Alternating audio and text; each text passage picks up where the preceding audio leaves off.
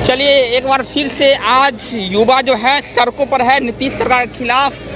और देखिए गर्दनीबाग में इस वक्त मेरी मौजूदगी है और एसटीईटी बीटीईटी शिक्षक अभ्यर्थी भी गर्दनीबाग में धरना दे रहे हैं, महा आंदोलन कर रहे हैं। और बात करें तो एसटीईटी के अभ्यर्थी भी जो है अलग तरह से धरना दे रहे हैं, यानी गर्दनीबाग में आज शिक्षक अभ्यर्थियों का महा आंदोलन चल रहा है।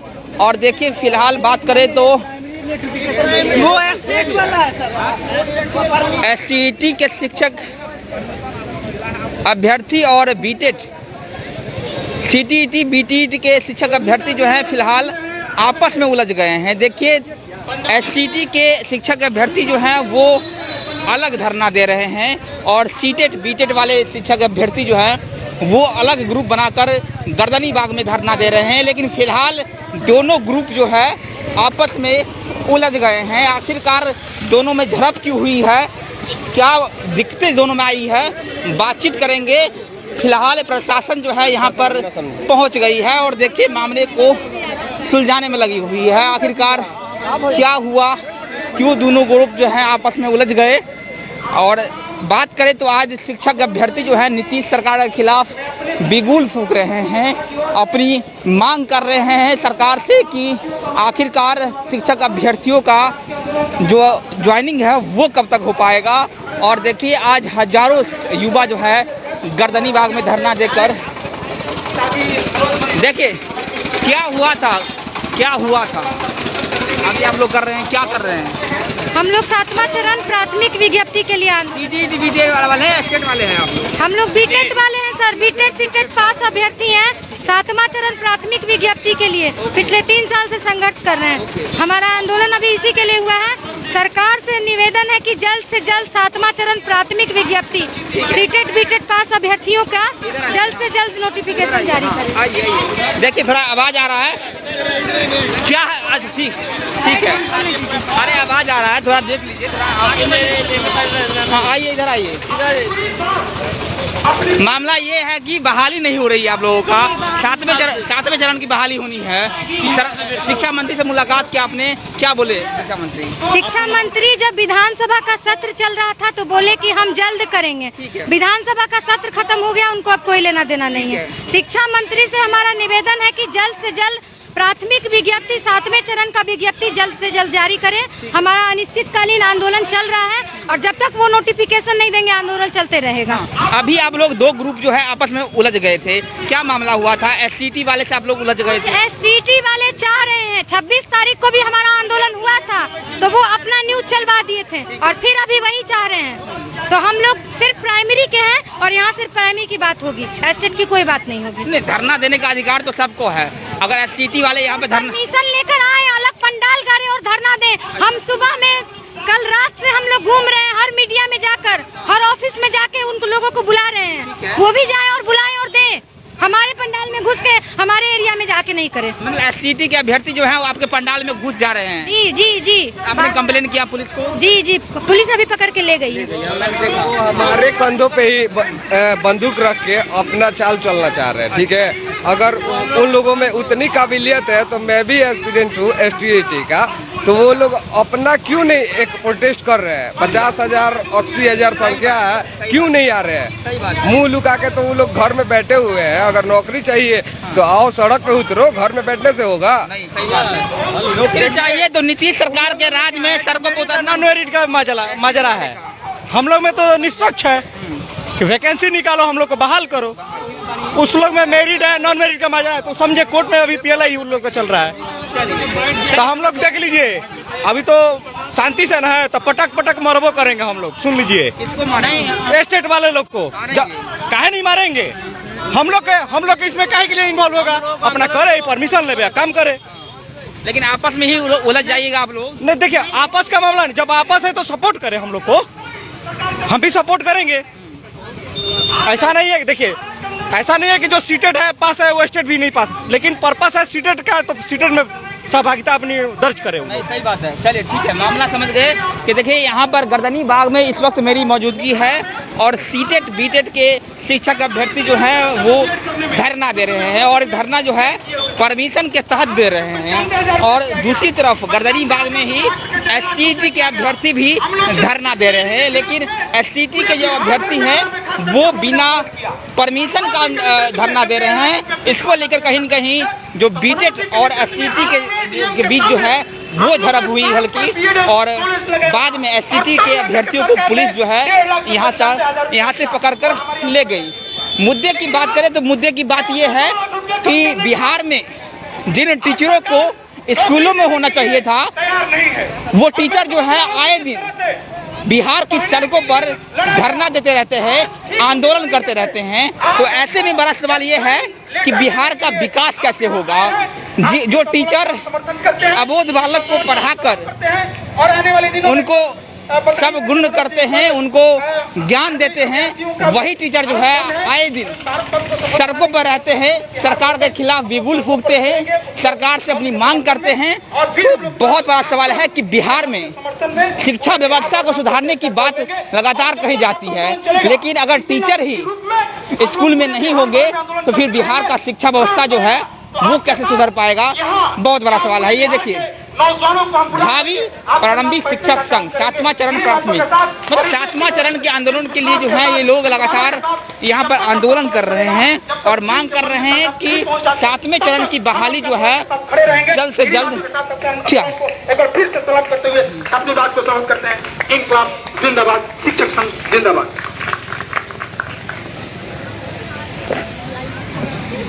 ये तस्वीरें आप देख सकते हैं कि सीधे तौर पर जो शिक्षक अभ्यर्थी है जोरदार ताली की इतना ऊर्जावर्धक संबोधन हम अनिश्चितकालीन महाआंदोलन कर रहे हैं। और तस्वीरें आप देखिए किस तरह से तमाम लोग हैं वो अब गर्दनी बाग में जुट गए हैं, बैठ गए हैं। और बड़े महत्वपूर्ण है समझ 3 साल में हुआ क्यों नहीं है, एक ही विधायक कि कोविड है, कोविड है। विधायक फौज के बदौलत पूरा देश सुरक्षित। देखिए, विधायक मनोज मंजिल को भी आप देख सकते हैं।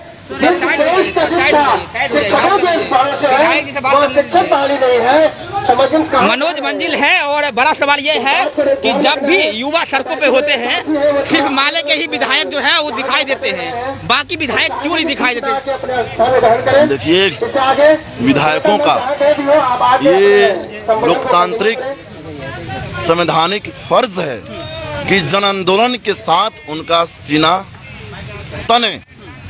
इनकी जो लड़ाई है बीटेट सीटेट क्वालिफाइड अभ्यर्थियों की, इनकी लड़ाई नहीं है केवल, ये बिहार के शिक्षा, बिहार के भविष्य की लड़ाई है। इसलिए इनकी लड़ाई हमारी लड़ाई है, तो हम भी इनके साथ लड़ने आए। बिहार विधानसभा में भी हम लोगों ने उठाया, ये सरकार बिहार के नौजवानों की जवानी खा रही है, ये सरकार बिहार के शिक्षा व्यवस्था को ध्वस्त कर रही है, ये सरकार बिना शिक्षक के बिहार के स्कूल चला रही है।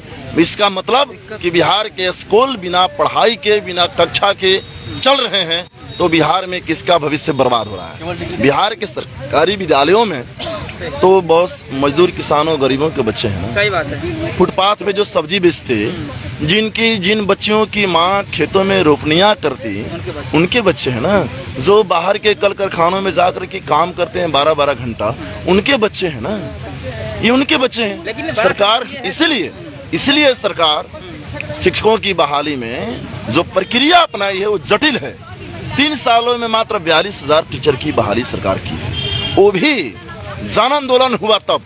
अगर जो टीचर बहाल हुए हैं उनका शर्ट उतरवा कर देखेंगे, उनके पीठ पे नीतीश भाजपा सरकार की सत्ता की लाठियों के निशान मिल जाएंगे। सही बात मैंने तो इसलिए इनकी लड़ाई हमारी लड़ाई। तो हम बिहार के नौजवानों की जिंदगी इस सरकार को खराब नहीं करने देंगे, इसलिए इनके आंदोलन में हूँ। और जरूरत पड़ेगा तो मैं रात में भी इनके एक आरवाईए के नेता होने के नाते, नेशनल प्रेसिडेंट होने के नाते भी, और मेंबर ऑफ लेजिस्लेटिव असेंबली होने के नाते भी, सीपीआई मिलके हम लोग रात में भी इनके साथ आंदोलन में रहेंगे। कल मिलिट्री का आंदोलन है तो कल हम लोग दौड़ेंगे, आरा में हाफ पैंट टी शर्ट पहन करके हम भी दौड़ेंगे ताकि जी। बहुत बहुत धन्यवाद आपका कि आप लगातार युवाओं के साथ खड़े रहते हैं, होना भी चाहिए। लेकिन बड़ा सवाल यह है कि जिस युवा शक्ति के दम पर हम विश्व भर में इतराते फिरते हैं, बिहार में इस युवा शक्ति का हाल बेदम हो चुका है। नीतीश सरकार लगातार युवाओं को साथ चलने की बात करते हैं, लेकिन वो साथ लेकर चल जो बिहार में देश में जो राजनीति चल रही है, युवाओं को जातियों में बांटो, युवाओं को मजहब के आधार पर बांटो, ताकि युवा अपनी जिंदगी के बारे में, अपने सपनों के बारे में, अपनी लड़ाइयों के बारे में एकजुट ना हो। क्योंकि जिस दिन युवा अपना सपना के बारे में सोचने लगेगा, जिस दिन युवा अपना भविष्य और अपनी नौकरियों, अपने रोजगार के बारे में जिस दिन उसकी चिंता सताने लगेगी, तो एकजुट हो जाएगा और सत्ता से विद्रोह कर देगा, जन आंदोलन का झंझावात खड़ा हो जाएगा। इसलिए इनको जाति और धर्म के नाम पर बांटो। तो यह जो राजनीति है, यह भी राजनीति जन आंदोलन खड़ा करने में बाधा है। युवाओं की एकता बनाने में जो युवाओं की यूनिटी होनी चाहिए, जो युवाओं का जो ताकत बिखरी हुई है वो एकजुट हो, इसमें बाधा है। इसलिए बिहार के युवाओं का जितना बड़ा आंदोलन होनी चाहिए उतना बड़ा आंदोलन नहीं दिखता। लेकिन हमारी कोशिश है कि जो छोटी छोटी आवाजें हैं उन आवाजों को हम एक करें, ताकि वो आवाज ऊंची हो सके, बुलंद हो सके, और जिन सरकारों के कानों में जू नहीं रेंग रही है उन सरकारों के मतलब जो सीना पर ये जो आवाज है वो गूंजे। लगता है कि फर्क पड़ेगा नीतीश सरकार पे? फर्क तो देखिए जन आंदोलन से पड़ता है ना, जन आंदोलन से फर्क नहीं पड़ता तो ये सरकार लाठियां क्यों चलाती, ये सरकार FIR लॉन्च क्यों करती, ये सरकार जन आंदोलन के नेताओं को जेलों में क्यों ठूसती? फर्क पड़ता है, बिल्कुल फर्क पड़ता है, फर्क पड़ेगा और ये लोग जीतेंगे। बिहार के भविष्य बचाने की लड़ाई लड़ रहे हैं, ये केवल अपना भविष्य बचाने के लिए नहीं। मैं एक बार फिर से मैं रिपीट कर रहा हूँ, इनकी लड़ाई बिहार के भविष्य की लड़ाई है, बिहार के एजुकेशन की स्ट्रगल है। इसलिए इनकी लड़ाई हमारी लड़ाई है, तो मैं भी इनके साथ लड़ने आया। चलिए ठीक है। मनोज मंजिल को आप सुन रहे थे, विधायक हैं और लगातार युवाओं के बीच में रहते हैं, और उन नेताओं के लिए जवाब भी है कि जो विधायक जो है वोट तो ले लेते हैं, लेकिन वोट लेने के बाद किस तरह से रफू चक्कर हो जाते हैं, 9-2-11 हो जाते हैं। उन तमाम नेताओं को मनोज मंजिल ने बहुत बढ़िया जवाब दिया है। और देखिए हजारों युवा जो है आज गर्दनी बाग में धरना दे रहे हैं, अपने भविष्य को संवारने में लगे हुए हैं, लेकिन नीतीश सरकार जो है सिर्फ और सिर्फ तमाशबीन बनी हुई है। शिक्षक अभ्यर्थी महिला शिक्षक विनीता जी,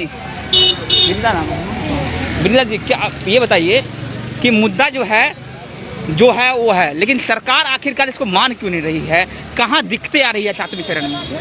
देखिए सर, दिक्कत कुछ भी नहीं है, क्योंकि छठे चरण में भी 94,000 सीट था, जिसमें 43,000 ही बचा है, 50,000 खाली है।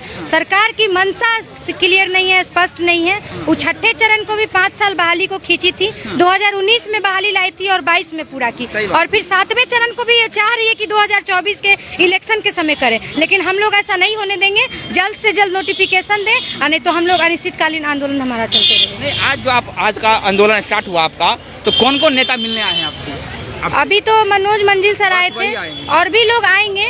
और हम चाहेंगे कि हमारा बात सरकार रख रही है, सरकार जिनसे हमको जॉब लेना है। सत्ताधारी नेता अभी नहीं आए हैं, नहीं आए, विपक्ष के नेता? जी विपक्ष के आ रहे हैं। और हम चाहेंगे कि नेता और पॉलिटिक्स से हम लोग को कोई लेना देना नहीं है उतना, क्योंकि हमको बहाली चाहिए। हम लोग शिक्षक अभ्यर्थी हैं, अपना हक चाहिए जी, अपना हक चाहिए। लेकिन जितने भी आ रहे हैं समर्थन कर रहे हैं उनको बहुत बहुत धन्यवाद, क्योंकि विपक्ष जब तक नहीं बोलेंगे तब तक सत्ता सुनेगी नहीं। नहीं, देखने वाली बात है कि तेजस्वी यादव आए थे जब शिक्षक अभ्यर्थी पहले आंदोलन कर रहे थे वहाँ गर्दनी बाग में, तेजस्वी यादव आए थे, फर्क पड़ा था सरकार पे।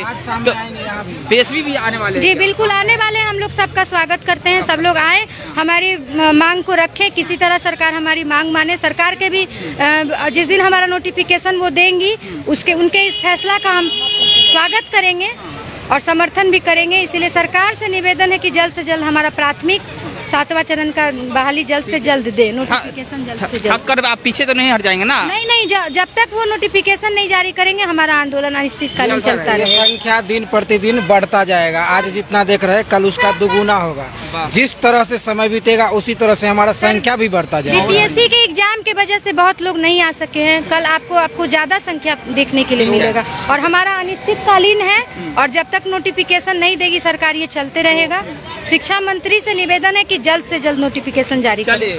अनिश्चितकालीन धरना पर जो है शिक्षक अभ्यर्थी अब बैठ गए हैं और ये भीड़ जो है अब लगातार बढ़ने वाली है। सरकार के कानों में जू रेंगना ही होगा और सरकार के आला अधिकारियों को इनकी मांग जो है माननी ही पड़ेगी। देखिए सीटेट बीटेट वाले अभ्यर्थी जो हैं अब गर्दनीबाग में जम गए हैं, बैठ गए हैं हजारों युवा और तमाम मांगे जो उनकी है वो सिंपल सी मांगे है कि इनका जो हक है इनको मिलना चाहिए, उसमें कोई भी दोहराए नहीं होना चाहिए। और देखिए मनोज मंजिल फिलहाल माले के विधायक है, वो बैठे हुए हैं इन युवाओं के बीच में और साफ तरीके से जो है इन युवाओं के समर्थन में लगातार जो है आवाज को बुलंद कर रहे हैं। और तमाम शिक्षक अभ्यर्थी जो है अपने भविष्य को संवारने में लगे हुए हैं, अपनी भविष्य की राह को देख रहे हैं। और देखिए ये बैनर पोस्टर लेकर लगातार युवा जो है आए दिन सड़कों पर आपको देखने को मिल जाएगी।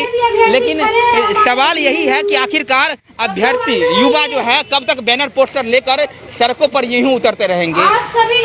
देखिए बैनर पोस्टर लेकर तो उतर गए हैं, लगता है कि सरकार के कानों तक आवाज पहुंचेगी। सरकार के कानों तक तो आवाज पहुंचेगी और सरकार को हम लोग के सामने झुकना ही पड़ेगा और हम लोग अपने विज्ञप्ति लेके ही रहेंगे। हम लोग का अनिश्चितकालीन आंदोलन रहा और उसको हम लोग विज्ञप्ति लेके ही रहेंगे सरकार से। और सरकार जो है हम लोगों के साथ, हम लोग के मतलब लाइफ के साथ बहुत ज़्यादा खिलवाड़ कर रही है। हम लोगों का एज निकल रहा है और हम लोग जो है बहुत इस सीटेट की वजह से किसी चीज़ की तैयारी नहीं कर पा रहे हैं और हम लोगों का जो है एज एक्सपायर हो रहा है। नहीं समझ सकते हैं। देखिए 7वां चरण की बहाली को लेकर जो है ये लोग लगातार सरकार से आवाज बुलंद कर रहे हैं और 1 to 8 यानी 1 कक्षा से लेकर 8वां कक्षा तक की इनकी बहाली होनी है। और लेकिन सरकार की तरफ से जिस तरह से देरी की जा रही है, कहीं न कहीं युवा जो है अब आक्रोशित हो गए हैं और ये आंदोलन जो है वो लगातार चलने वाला है। महा आंदोलन की जो है तैयारी चल रही है और ये संख्या जो है वो लगातार बढ़ने वाली है। देखिए किस तरह से ये बैनर पोस्टर लेके कब तक रहेंगे सड़कों पे? ये बैनर पोस्टर लेके कब तक सड़कों पर? जब तक नहीं मिलेगा तब तक नहीं, जब तक हम लोग का विज्ञप्ति नहीं मिलेगा तब तक हम लोग अनिश्चितकालीन आंदोलन करेंगे। हम लोग को शिक्षा मंत्री के द्वारा अति शीघ्र जल्द बोला जा रहा है और ये अति शीघ्र जल्द 3 साल से खत्म नहीं हुआ है।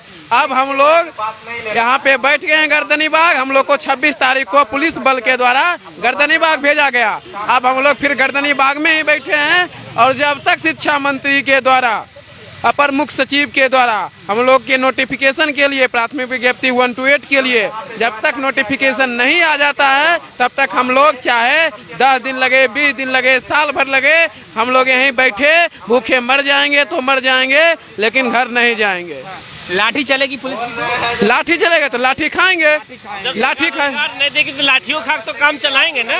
सही बात है। देखिए इन युवाओं का हौसला जो है पूरी तरह से बुलंद है और ये अपने हौसले को बुलंद करके आए हैं। रोटी नहीं खिलाएंगे तो लाठी खिलाएंगे। बोलिए रोटी अगर नहीं दे सकते तो कम से कम लाठी तो खिलाएंगे, वो वही लाठी खा के अपना जीवन दे देंगे। नीतीश सरकार तो वैसे भी युवाओं को लाठी ही खिला रही है, कई सालों से लाठी खिला रही है, लाठी खाने के लिए तैयार है। सर वैसे भी भूखमरी से घर में सब कुछ पढ़ लिख के हम लोग तो घास काटने जा नहीं सकते, गाय बकरी चरा नहीं सकते हैं, ऐसे बेरोजगारी से भूखे मर रहे। उससे अच्छा है कि सरकार लाठी चलाए, हम लोग को मार दे। उसके बाद अगर मारने के बाद अगर सरकार नौकरी देगी तो हमारे जो साथी बचेंगे उन्हें नौकरी दे देगी, लेकिन नौकरी तो देगी ताकि हमारे साथ साथ हमारे जो बिहार में एक स्कूल में 400 बच्चे पर 5 शिक्षक हैं, वहाँ शिक्षक बढ़ेंगे, हमारे राज्य का विकास होगा। अगर लाठी चलाती है सरकार उसके लिए हम लोग तैयार है।